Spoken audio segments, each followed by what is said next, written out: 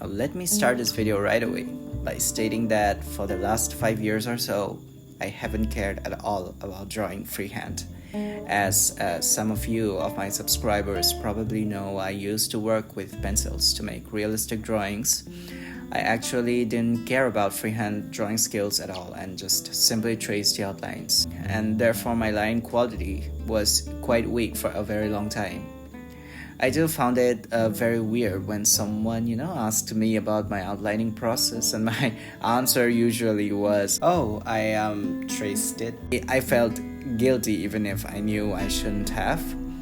I used to believe that photorealism is what my art style, my niche is, until I got bored and discovered those creative art blocks. I was eagerly waiting for jumping straight right into digital art and start something new and fresh again.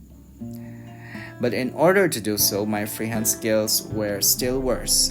I knew I had to return back to learning my fundamentals, and I practiced almost each day from then on, focusing on improving my freehand skills. Jumping into digital also wasn't as easy as I thought it would be. I know the professional digital artists who have been in the art industry for quite some time have met versions of me before who's likely to say that digital art is not like real art, without actually trying it out themselves. And yup, I was that person. The iPad wasn't the first drawing tablet that I had bought, but it was a very basic monitorless XP Pen tablet where you don't have the privilege of looking where your hand is drawing. So you have to look at your PC while your hand is working on another screenless surface. So that was my first experience with digital medium, and without any further delay, I requested for a return on Amazon literally the same day.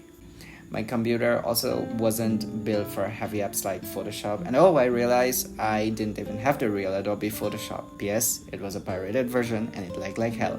So I guess going for an iPad was smarter than buying a drawing tablet like Wacom or XP Pen, plus the cost of a high-end computer, plus the monthly fee for Photoshop. Though getting the iPad was just the beginning, I had no idea that drawing on glass would be that tough. There's no friction, no paper, and therefore it wasn't easy to be able to control my strokes well. And then I learned about the Paperlike protective film, which provides the friction on your iPad screen.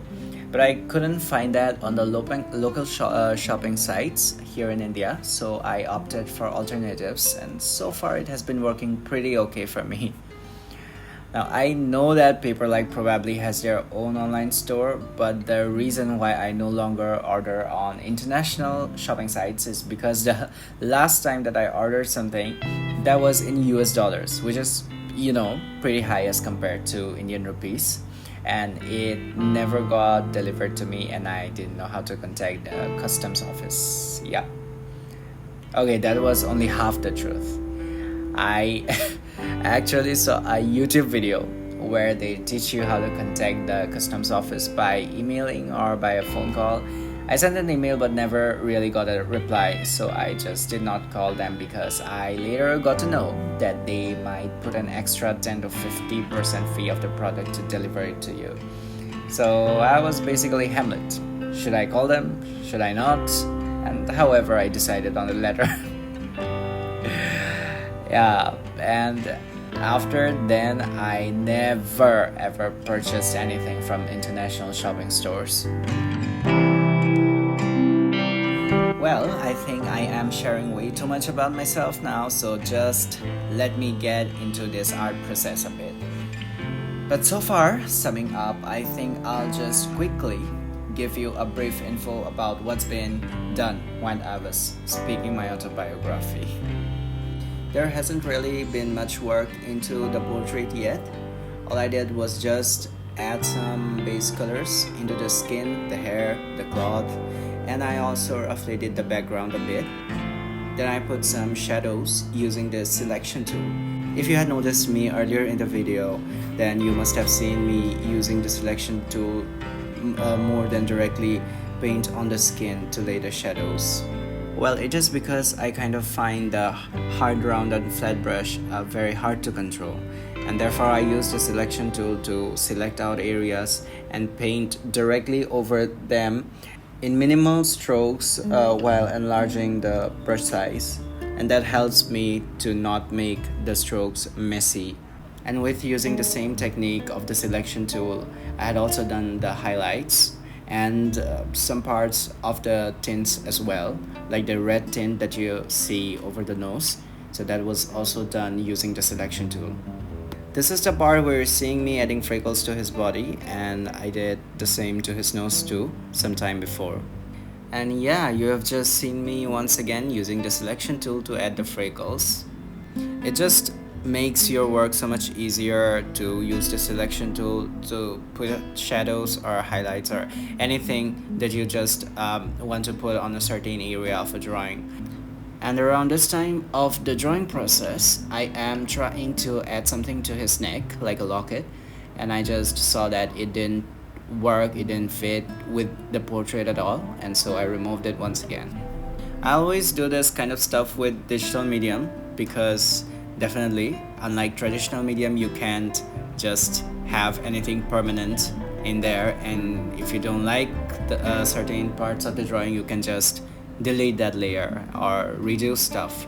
For such reasons, I think digital art has the flexibility to push us artists to explore the creativity that is inside us.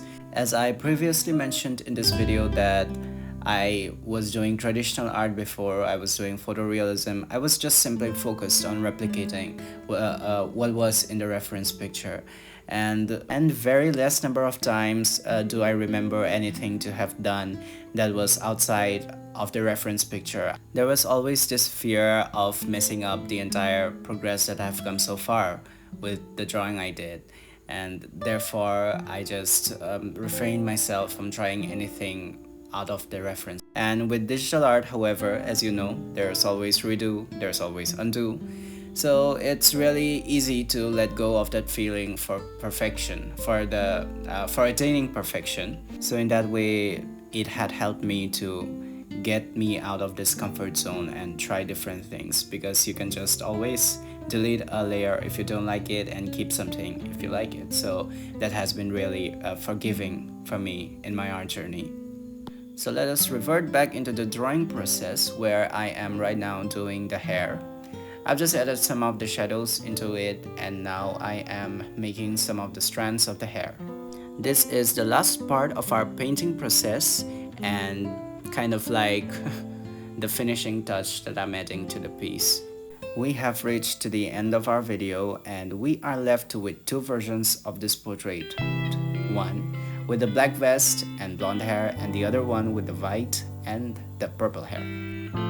I have really enjoyed the entire process of this painting, and I think I would really like to know what are your views regarding this, and which one do you like it more? Is it the left one or is it the right one? So let me know that in the comment section below. And please like this video and subscribe to my channel for more content like this in the future. So thank you so much for watching this video, guys, and I'll see you in what's next to come in my channel. So stay tuned, and bye bye until next time.